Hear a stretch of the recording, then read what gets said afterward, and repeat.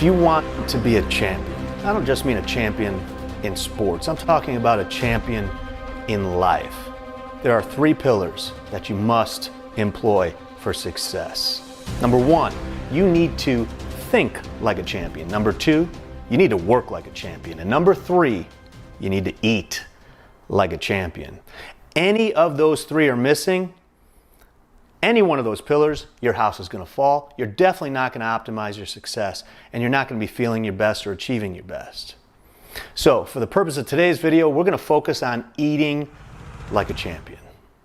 So there are 3 things that you really need to think about when designing your meal plan, preparing for success. What to eat, how much to eat, and when to eat it. If you're nailing all 3 of those things, your meal plans are going to go great. You're going to dial in your diet for whatever your goal is, okay? So we're going to start with what to eat. There are 3 different types of foods that you really need to concern yourself with. What kind of protein, what kind of carbohydrates, or what kind of fat you're going to take in. For protein, you want to keep it as lean as possible. Assuming there's no limitations like being a vegetarian or a vegan or anything like that, you want to take in the leanest animal protein sources that you can. Couple of reasons. Number 1, lower saturated fat. As you may know, saturated fat leads to heart disease, higher cholesterol. In addition to that, saturated fats, animal fats, is where we carry a lot of our toxins and where they're stored. So you want to minimize the risk of all 3 of those things. And the lower the fat content, the higher the protein content. That means the more pure protein that you're pulling in, and it's going to be a lot easier for you to accomplish your goals. And protein is the building blocks of all your hormones and muscles when you're tearing your muscles down to rebuild them. So you need excellent protein sources that are filled with BCAAs to keep that process moving, flowing right, okay? So what are the types of proteins that you should focus on? Any kind of lean meat, like lean beef. When I'm at the store, I'll look for sirloin. It's a great lean beef, okay? Filet mignon, lean beef. 96% fat-free ground beef, also very lean. If you're not getting the ground sirloin, you can go with the 96% ground beef. Chicken breast, obviously, very lean. Ground turkey breast or whole turkey breast. If I'm going with the ground, I'll look for the 99% fat-free as well, okay? Bison is also an awesome option for you if you like red meats. Now, the advantage of red meats over some of the others, higher in creatine. Obviously, when you have fish, like cod or tilapia or salmon, you're also getting your omegas. Great for the skin, many other things, okay? So those are the types of protein sources that you want to focus on. The ones you want to avoid, in general, deli meat, horrible, loaded with chemicals. Not the highest quality meat. Anything like hot dogs, typically your average burger, things of that nature, you don't know what's in there. So I typically avoid stuff like that, and I go with the cleanest, purest, more expensive type of proteins that I can find in the grocery store. So what types of carbohydrates should you take in? It's really important. Carbs can make or break your diet because there are different types of carbs. Some are higher glycemic than others, meaning they'll spike your blood sugar harder than others. And so you really want to avoid the carbohydrates that are higher in sugar or that are, simple carbohydrates that will spike your blood sugar and therefore your insulin a lot harder, okay?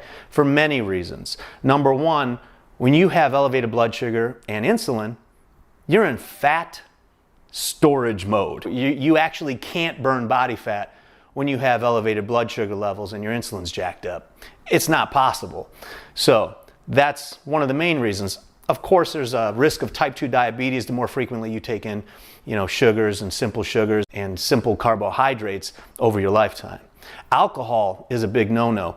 It's okay to have a drink here and there, but if you're drinking multiple drinks every single day, well, alcohol doesn't have to go through your digestive system. It actually breaks the blood-brain barrier. And it's kind of like when you do a shot and you'll feel it literally within just a couple of minutes. Reason is it doesn't go through your digestive, goes through your bloodstream right up into your brain. But the flip side to that is it spikes your blood sugar and your insulin very hard. That's why people who drink a lot have a much higher risk of type 2 diabetes later on in life. Now, the other thing about sugars is sugar affects your brain very similar to like cocaine. And so, believe it or not, you can have sugar hangovers the following day, which is why people love sugar. It's very addicting. It makes you feel good. It raises your insulin and you feel happy and you start laughing. And those are all great things. But then there's a price for it. Typically the following day when you crash really hard, notice yourself, or if you have children, your child, the day after they have a lot of sugar. So you'll see that they're usually a little more irritable, a lot more brain fog, and definitely dragging a little bit, a little slower, a little less energy. That is the hangover from sugar. In addition, obviously, sugar is going to spike your insulin. It's going to put you in fat storage mode, which is the opposite of what we want to use it for. Okay, so we want to focus on complex carbohydrates like yams, sweet potatoes, even rice is great. There's a little bit of protein in rice, brown and white. You know, there's a little bit difference in the glycemic impact from one to the other, but it's not that large. So you can really have your preference if it's make or break in your diet. Quinoa, great source of carbohydrates because it's also stacked with about 6 grams of protein per serving. So those are my go-tos. And also oats. Oats are fantastic for lowering cholesterol, in addition to providing you a lot of fiber to keep you regular and give you those carbohydrates to get you kicking in the morning. Now here's a little, pro tip for you. If you add cinnamon to your oats or any other food, it can actually lower the glycemic impact of that food by up to 30%. And I sweeten my oats with something called stevia, which is a plant-based sweetener. Okay, no chemicals, nothing artificial, and it mimics the taste of sugar close enough for me to make it sweet. That with the cinnamon, you got a nice tasty treat. What types of fats should you be focused on? As I alluded to earlier, you want to kind of stay away from saturated animal fats, right? But there are healthy fat sources that when taken in can actually help your body hold less body fat. And those are typically plant-based fats, right? So avocado, fantastic. Almonds, almond butter, as long as it's not overly processed with a bunch of added sugar, fantastic. Nuts in general, some are better than others. I find almonds to be the best for that.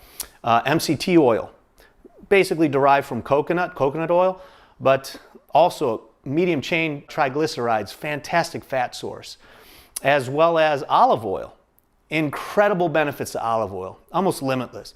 So when you're taking in any of those fats, like I said, it will actually help your body hold on to less fat and provide you with the essential fats that you need to coat your neurons to keep you firing like a rocket ship, okay? So now that you know what kind of foods that you should be eating when it comes to your protein, your carbs, and your fats, and the ones you should try to avoid, how much should you be eating? It's a great question. As a coach, that is exactly where I start with my clients. I need to know several things about yourself to be able to determine about how many calories you need on a daily basis, and then I can determine your macros, okay?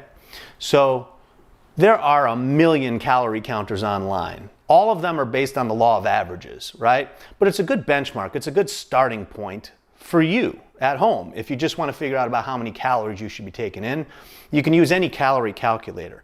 It basically takes some of your biometrics like your sex, your age, your height, and very important, your activity level, because the more active you are, obviously, the more calories you burn on a daily basis, and which is a big variable when it comes to trying to figure out your break-even point for how many calories you should be taking in on the daily. Now, you need to find that break-even point because if you want to lose weight, you got to take in less than that break-even point. You got to have a calorie deficit. And if you want to build and you want to add weight, then you want to be in a surplus, okay? So how much of a deficit or how much of a surplus, depending on what it is, what your goal is. Well, let's just start with the deficit, okay? So if your goal is to lose weight, you should know that to burn 1 pound of fat takes 3,500 calories, okay? So if the amount of calories that you burn on a daily basis is about 3,000, then if you take in 2,500 calories a day, 500 calorie deficit times 7 days is 3,500 calories. You can expect to lose 1 pound of fat a week. Now, if your goal is to gain weight or build muscle, it's easiest to do that in a surplus. And so you want to take in a little bit more calories than what your body is actually burning or needing so that you can perpetually stay in that state of hypertrophy by tearing the muscle fibers in the gym, providing the right amount of calories and nutrition to repair and continue to grow and get stronger. A little side note, when it comes to dieting and deficits, one thing that you should note is, I don't recommend trying to cut an exorbitant amount of calories out of your daily intake. There's no reason that you should ever be taking less than 1,250 calories a day to sustain life. Okay, there's something called the basal metabolic rate, which is the basic amount of calories your body needs on a daily to survive, not including any additional activity. You want to make sure you're hitting at least your basal metabolic rate in terms of calorie intake, okay? And then if you need to create a calorie deficit, there's two ways to do that. You can eat less or you can burn more through physical activity, okay? And so I recommend a combination of both instead of just starving yourself. Now, you hear people kick around, macros quite a bit, but what is macros? It's short for macronutrients. As I mentioned, protein, fats, and carbs, all right? There are 4 calories in every gram of protein and carbohydrates, 9 calories in every gram of fat. So it takes you more than 2 times the energy to burn just 1 gram of fat as it does for protein and carbs. That's why you really want to be very mindful when you're taking handfuls of nuts or eating anything high in fat, because those calories are very dense and they add up, okay? They'll keep you satiated, your hunger pains down, but you got to be very careful with how much you're taking in because the calories stack quick. And so how many grams of protein should you take in once you know your calorie range? How many grams of carbohydrates? How many grams of fat should you be taking in? It's a great question, right? It's a question I get all the time from my clients. Well, the first step is, as we've already gone over, figuring out what our daily calorie intake is. The second step is, how much protein should this person be taking in? Okay? Men should generally take in anywhere from 1, and depending on the athlete, all the way up to 2 grams of protein per pound of body weight. Usually 1 to 1.5 grams will do it. And for women, they typically want to take in 0.75 grams of protein per pound of body weight. How many grams of carbs and fats? Well, that depends. So if you're looking to cut, you can play with the carbs quite a bit. And you can flip that and use fats to fill the void in terms of bringing your calorie intake up to where it needs to be, whether you're on a surplus or a deficit, okay? So I always figure out the grams of protein first, and then I'll back my way into the carbohydrates and the fats. Another thing about fat and body fat is we are born with fat cells, all of us. And as we get older, we actually continue to create more fat cells based on demand. So here's the thing about fat that some people may or may not know, that when we diet and we cut, we don't actually burn fat, okay? The cells never leave our body. So once you've increased your fat cells, they're there to stay. You can never get rid of them. All we can do is deflate those fat cells by emptying out the contents of them, which is basically our stored energy. So when we go on a diet and we get really thin, those fat cells are flattening out, but the fat cells are still there. So as soon as we go into a surplus for any length of time, those fat cells are thirsty. They'll start sucking up whatever you just ate in, and you'll balloon back up. And that's why you yo-yo a lot of times when you're trying to diet, because it's very hard to drop the pounds and very easy to pack it right back on. So if you have ever become obese, those fat cells are there to stay, unless you do something like liposuction. It's the only way to get rid of fat cells is to suck them out, okay? So the key is to not pack on additional fat cells. Anytime that we are in a calorie surplus for any length of time, and those fat cells in our body are all filled, well, then our body starts creating more fat cells to store that energy. So the key is to not be in a calorie surplus for any length of time to build any new fat cells, because you're going to have a difficult time trying to keep your weight down anytime moving forward. So you really want to keep a handle on that. So now we know what to eat and how much to eat. When should we eat? Well, there's a lot of science out there that says fasting is wonderful for you. The reason they call breakfast is because you're literally coming out of a fast. Right after you sleep, you pop up, you wake up, and you eat some food. Oftentimes it's an 8-hour fast, sometimes it's a 10-hour fast. Some people go for a 12-hour fast on average. Typically, I try to push myself to a 14, 16-hour fast when I'm trying to cut body fat for a shoot or a competition or anything like that. And by manipulating my calories, it limits the amount of energy expenditure that I have to take in to actually burn body fat. So instead of being a hamster on the wheel on a treadmill, I modulate my calories, and that's how I cut my fat intake. And so I'll train fasted in the morning. By training fasted in the morning, it calls upon your fat reserves because you have no readily available energy in your system. And so it's really an incredible way to tap into that fat without jumping on, a treadmill or a spin or an elliptical. Okay? Fasting is phenomenal for you. So if you can push to a 12 to 14 hour fast, work out first thing in the morning, then have your meals, that is what I recommend if you are looking to cut body fat. If you're looking to grow and you're looking to pack on some pounds, then yeah, take in some carbohydrates before your workout and definitely post-workout, okay? Now you want to spread your meals out throughout the day, 2 to 3 hour window each. And if you're doing 3 primary main meals, you can probably get by with a couple snacks or protein shakes. I try to have my last meal somewhere around 8 o'clock, and then I'll work out somewhere around 8 or 9 a.m. And then by the time I'm done training, I'll be at about a 14, 15 hour fast. So I'm right where I want to be. So if you can spread your meals out, including your snacks, a couple hours each day, and have your fast window be about 12 to 14, 12 to 16 hours, and fit all your meals in the rest of the time, you're going to be off to a really great start. And now it might take a minute to get used to it, but once you do, you'll actually feel the difference. Your brain fog will go away, you'll have more energy through your workouts, which is counterintuitive because you're not having any calories beforehand, but your body will not be weighed down trying to fight through the digestion. You'll have all your energy on demand for your workouts itself, okay? So now that you know what to eat, how much to eat, and when to eat, you should be all set. Okay, and if you have any questions, feel free to email me, tjhobanfitness@gmail.com. More than happy to help you out with your macros. Now, how do I stay on point with my meals when I'm preparing for competitions and traveling as much as I do? Well, I've got a little cheat and a little treat that I'm going to show you.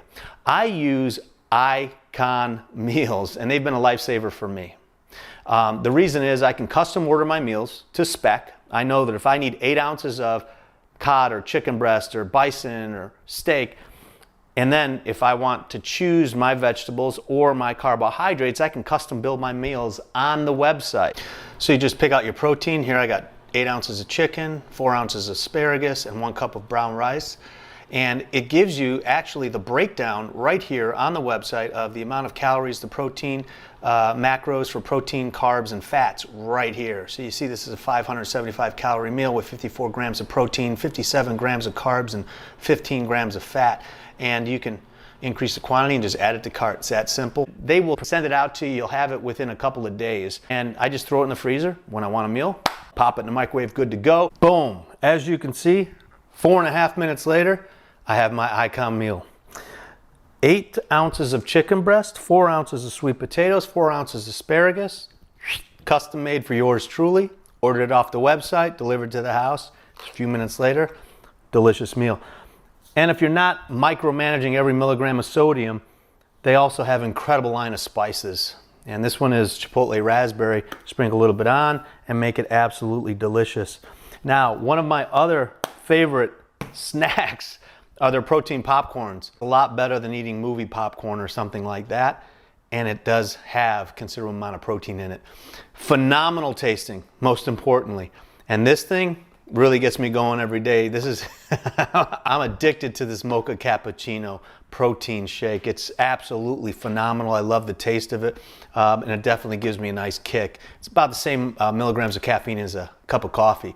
So if you need a little energy, need a little protein, BCAAs, it's your go-to right here, and enjoy this lovely, tasty treat.